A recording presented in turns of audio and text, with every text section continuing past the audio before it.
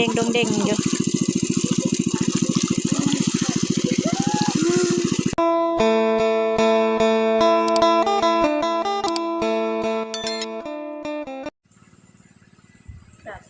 สบายดีพี่น้องพี่เอฟซีทุกคนห่างหายไปหลายมื้อเด้อเนาะมื้อนี้มา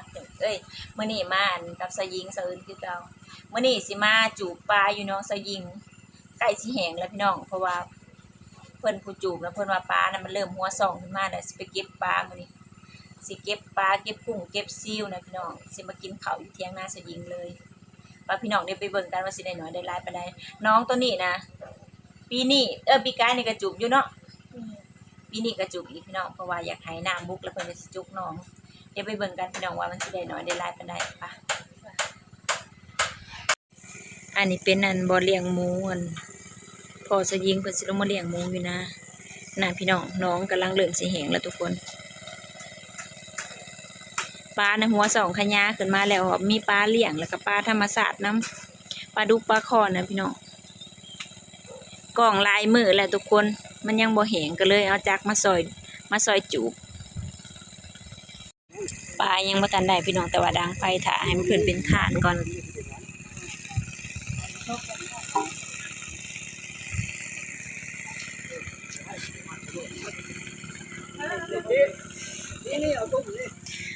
พี่น้องหมักหอยมีคนเก็บก่อนแล้วหมักหอยกับพอดีอ้อมได้พี่น้องอันนี้เนี่ยมันเริ่มแห้งตามแคมมันแล้วชุบเพิ่นเก็บหอยก่อนเนาะอันนี้สิเป็นปลาธรรมชาติเด้อพี่น้องปลาดุกปลาได้ประมาณ10 ปลายโตแล้วพี่น้องขนาดน้ำยังบ่ทันแห้งน้องนี่นะน้องเดียวกันกับแม่นพี่น้องแต่ว่าบางนี่เนี่ยมันสิบ่แม่นอันมันสิอันไหลมันสิบ่ไหลไปหากันนะพี่น้องเดี๋ยวนี่กำลังเริ่มเก็บปลาแล้วทุกคนกำลังเริ่มสิแห้งแล้วเด็กๆกำลังเริ่มเก็บปลา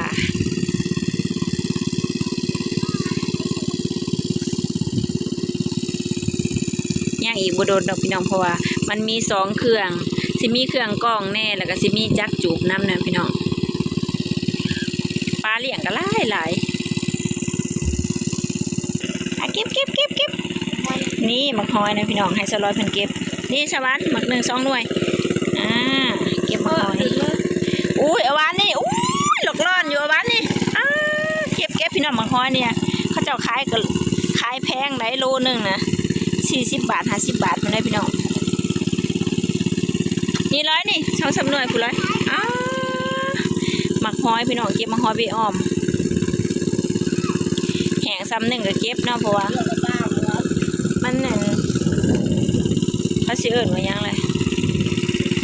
คันบ่เก็บแล้วมันสิเป็นมันสิดุดลงกี่ต้มนะพี่น้องเขาสิเอิ้นหมักหัวคอยหมักหอยขัวบอกกำหนากำลังหมักหอยขัวปลาพี่น้องปลาเนี่ยทุกคนขึ้นมาแล้วโอ้ปลาลายได้พี่น้องปลาโต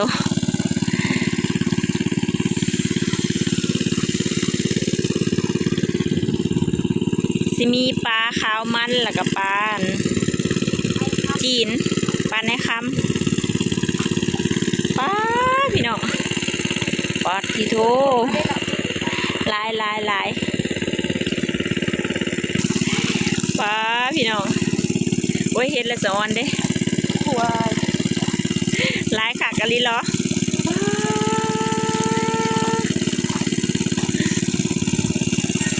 เริ่ม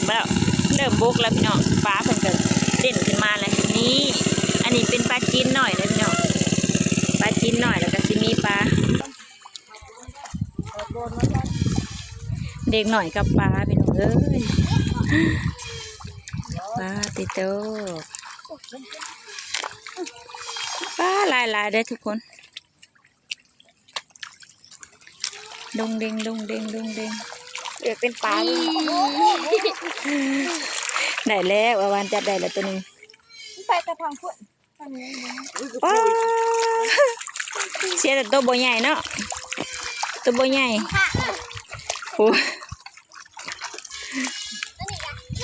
ร้อยจับได้อีกแล้วตัวนึง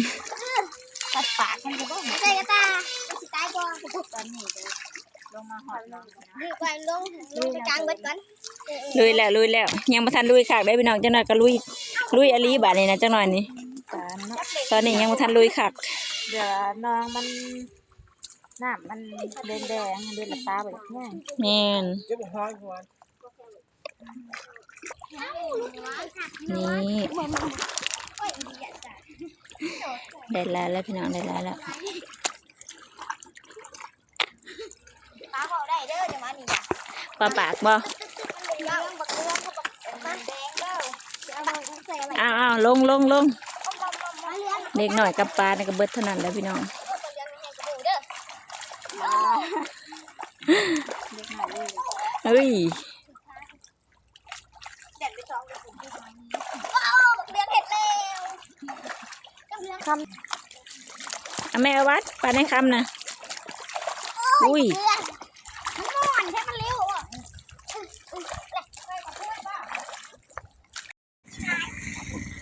สยิงเพิ่นกำลังทำการปิ้งทุกคนปลาปิ้งมันเป็นตาแสบเด้เรามีแต่ปลาดุกนั่นนี่แหละพี่น้องจังว่าดังไฟไว้นะเพื่อเพิ่นเป็นทาน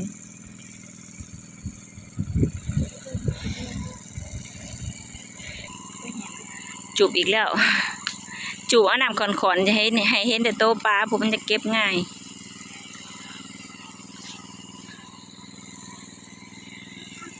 แล้วก็สิมาค้างไว้ในกระปุยได้พี่น้องตักน้ำใส่กระปุยเพราะว่าปลาบ่ให้ปลาเพิ่นตุย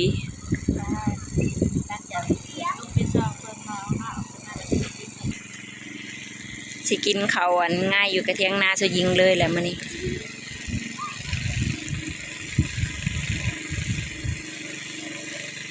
มา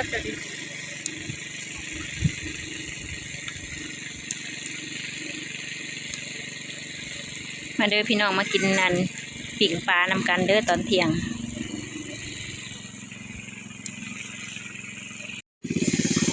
ป้าทุกคนเป๊ะอันจูดขึ้นอีกแล้วตะกี้นายุทธแล้วมาดูดอีกวันนี้ป้าขอนลงแห้งแล้วโอ้ดงเด้งอยู่เก็บแล้วแม่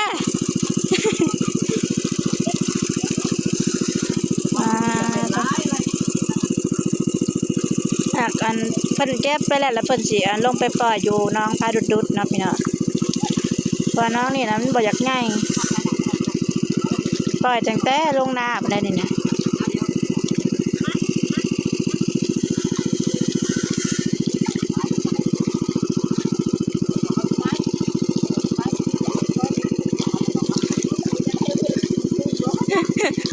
สยิงระวังลมเด้อ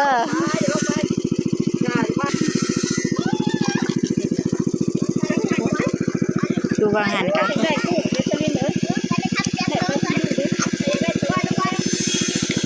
สวีปลาลงมาสองเมืองสลินบัดนี้เพิ่นมาหาเก็บเอากุ้งเพิ่นสะออนกุ้งสลินนะเราบ่ได้สะออนปลาได้สลินนะ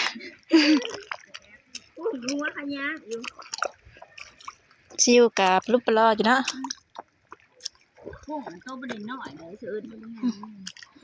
ปลาซิวเนี่ยโอ้แล้วนั่งคักอะไรพี่น้องมาเด้อมาเก็บกุ้งเก็บซิวน้ำซาลินเด้อทุกคน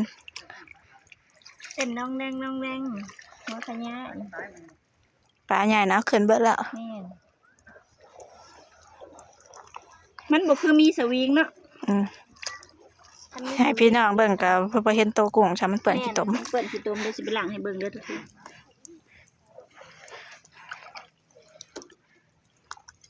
เบิ่งนะเห็นบางหอยก็เอาเนี่ยเด้อเห็นว่าเห็นตอนนี้สลินเพิ่นกะเอากุ้งขึ้นมาล้างพี่น้องถ้าเบิ่งเด้อกุ้งตัวใหญ่ตอนนี้ก็เข้าอ้ายเพิ่นกะเอาปลาเมื่อปล่อยแล้วมาปล่อยลงน้องพายดุด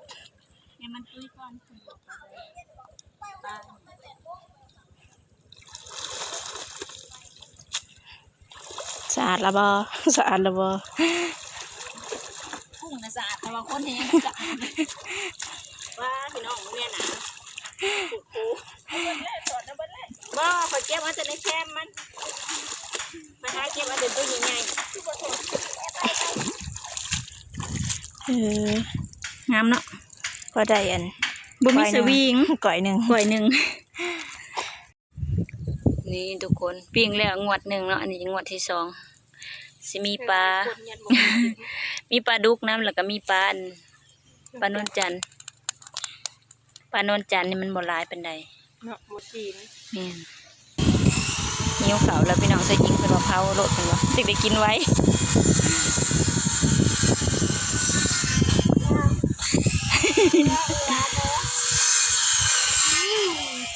ปลาพี่น้องกุ้งสลินหายุบเอาตามแคมมานะ นี่มาแน่ กินกับตำบักหุ่ง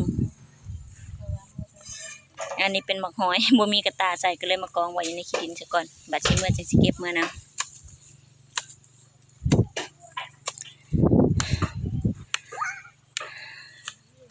สบายดีทุกคนสบายดีเด้อมันเอิ้นยัง เออ จะเฮา2คนเลย เออ มาเด้อพี่น้องเด้อมากินข้าวอันอยู่ไห้อยู่นามื้อนี้กินข้าวอยู่ไห้อยู่นามื้อนี้กินข้าวอยู่ไห้อยู่นาซะยิงจูบอยู่น้องแล้วกินข้าวอยู่น้องเลย ถูกน้องนี่เนี่ยแล้วก็ถูกน้องนี่ อ๋อหิวข้าวแห้งพี่น้องจะยิงเป็นปิ่งขาใครจะเป็นปิ่งขามาเด้อพี่น้องเด้อกินข้าวด้วยกัน พี่น้องกำลังกินข้าวถ้าเจอนางกินข้าวเห็ดของยุ่ง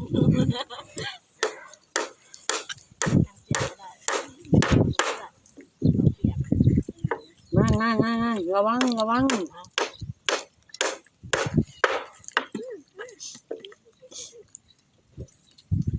มาเด้อทุกคนเด้อ สองสาวเพิ่นกำลังนั่งทานสิลงไปเก็บปลาคอนะพี่น้องนั่งตากแดดโผดโผเขาแบบของมาก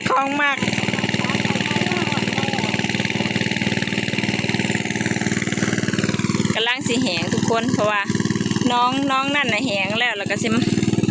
นี่พี่น้องน้องนี่นะแหงแล้วก็มาจูบน้องนี่ต่อเพราะว่าเพิ่นเอาปลาคอมาล่างในน้องนี่แล้วมันหลุดมือแล้วก็เลยจูบเอาปลาคอใหญ่เดี๋ยวถาเบิ่งสยิงกับสลินนั่นลุยจับปลาคอใหญ่พี่น้อง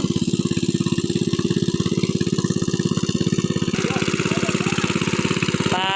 เห็นแล้วพี่น้องเห็นแล้วกำลังขึ้นมาว่าจะมีแต่ตัวเดียวได้พี่น้องปลาคอนะปลาตัวใหญ่พี่น้อง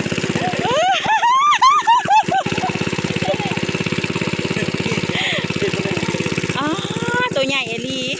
คุณพี่ไ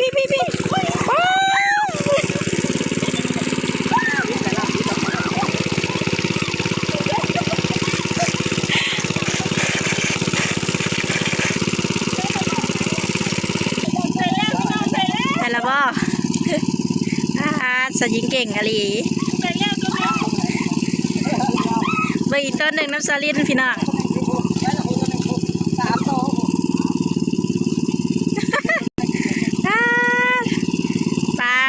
ปลาคอน้องพี่น้อง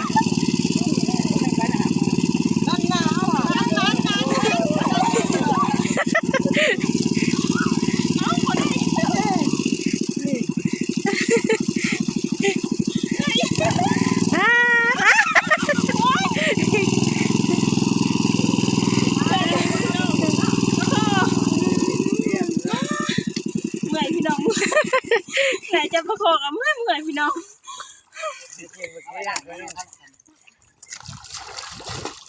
ยังอีกบ่ตัวหนึ่งบ่เอางม4 คนบ่ได้สิพ่อทั้งบนสนามนี้ละ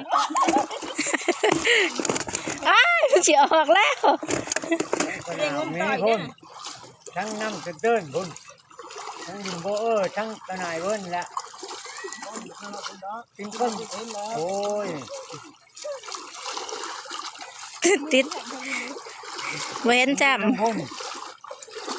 นี่อยู่นี่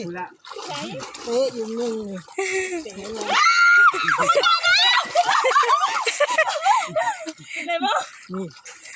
ไม่เอา ได้แล้ว ได้ตัวนึงไงได้ตัวนึงมาได้ตัวนึงตัวบ่ใหญ่ตัวนี้ตัวใดเนี่ย ยังให้นางพุ่นเห็น บ่ใหญ่ตัวนี้ตัวนี้นี่คือท่านนี่แหละตัวนึงเฮ็ดมันก็โตบ่ใหญ่ปานนั้น ยังอีกตัวหนึ่งค่ะว่ะมาเบิ่งกันพี่น้อง ยังคือเชิงยังคือเดิน5ชุดกู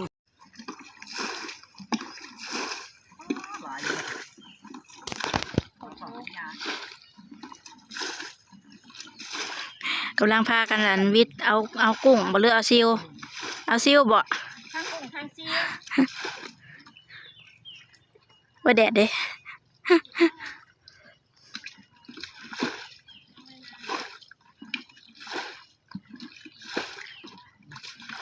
วิทย์ใส่สวิงเนาะเอาสวิงมาขัง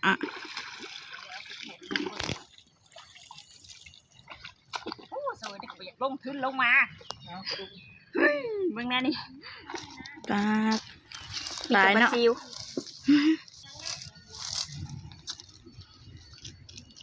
เลยจะไปถอกใส่บัตรนี้ ใส่กระเป๋าไว้อย่างนี้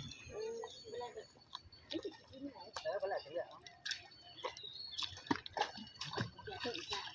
ปลาเมาเฮือนเราทุกคน อันนี้คือปลาที่เพิ่นพากันลงไปงมมันเด้ คนงาน อันปลาใหญ่เนาะมาปล่อยอยู่พายคือเก่าเอาแต่ปลาขมพี่น้องเอาแต่ปลาธรรมชาติ ปลาขอปลาดุก นี่คือว่ากลุ่มคายอยู่เนาะ สลิน ยืนดูสิไทยเอาให้ดูนะทุกคนตาเด็กอะเห็นหน้าแต่นอนเนาะสลินกับอันสลินคนนี้ลงไปงมเจอนำบริลงไปงมน้ำเปิ่นเนาะปลาตัวใหญ่ใหญ่จำแกนนี่เอาน้ำพี่น้องก็ได้มาคลิปนี้อย่าลืมฝากกดไลค์กดแชร์กดติดตามด้วยกับสลินกับเป็นแกนเนาะสำหรับที่นี่สบายดีแล้วก็จ้าบ๊ายบาย